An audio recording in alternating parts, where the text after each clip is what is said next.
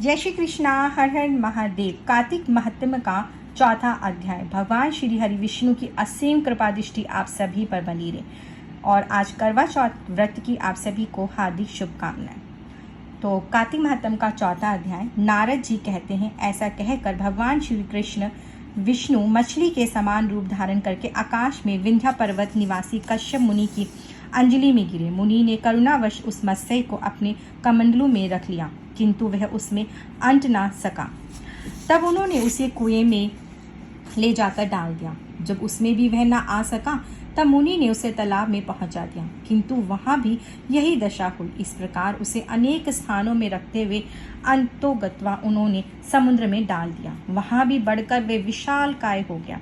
तदंतर उन मत्स्य रूपधारी भगवान श्री हरि विष्णु ने शंखासुर का वध किया और उस शंख को अपने हाथ में लिए वे बद्री वन में गए। वहां संपूर्ण ऋषियों को बुलाकर भगवान ने इस प्रकार आदेश दिया। श्री विष्णु भगवान बोले, महर्षियों, जल के भीतर बिखरे हुए वेदों की खोज करो और रहस्य सहित उनका पता लगाकर शीघ्र ही ले आओ। तब तक मैं देवताओं के साथ प्रयाग में ठहरता हूँ। तब तेज और बल से संपन्न समस्त मुनियों ने यज्ञ और बीज सहित वेद मंत्रों का उद्धार किया। जिस वेद के जितने मंत्र को जिस ऋषि ने उपलब्ध किया, वही उतने भाग का तब से ऋषि माना जाने लगा। तदंतर सब मुनि एकत्रित होकर प्रयाग में गए तथा ब्रह्मा जी सहित भगवान विष्णु को उन्होंने प्राप्त किए हुए वेद अर्पण कर दिए।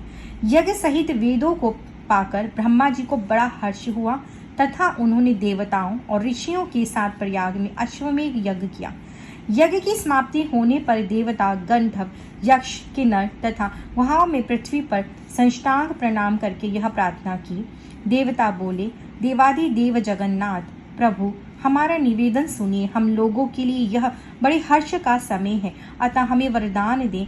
रमापति, इस स्थान पर ब्रह्मा जी को खोए हुए वेदों की प्राप्ति हुई है तथा आपकी कृपा से हमें भी यज्ञ भाग उपलब्ध हुआ है, अतः ये स्थान पृथ्वी पर सबसे अधिक श्रेष्ठ और पुण्यवर्धक हो। भगवान श्री हरि विष्णु ने कहा, देवताओं, तुम्हारी इच्छा पूर्ण हो। यह स्थान आज से ब्रह्मा क्षेत्र नाम धारण करे। सूर्य वंश में उत्पन्न राजा भगीरथ यहाँ गंगा को लेकर आएंगे और वह सूर्य कन्या यमुना जी के साथ यहाँ मिलेंगी। ब्रह्मा जी सहित तुम संपूर्ण देवता भी मेरे साथ यहाँ निवास करो। आज से ये तीर्थ राज के नाम से विख्यात होगा। यहाँ किए हुए दान, व्रत, तप, होम, जप और पूजा आदि कर्म अक्षय फल के दाता और सदा मेरी समीपता की प्राप्ति कराने वाले हों। 7 जन्मों में किए हुए ब्रह्मा हत्या आदि पाप भी इस तीर्थ का दर्शन करने से तत्काल नष्ट हो जाए।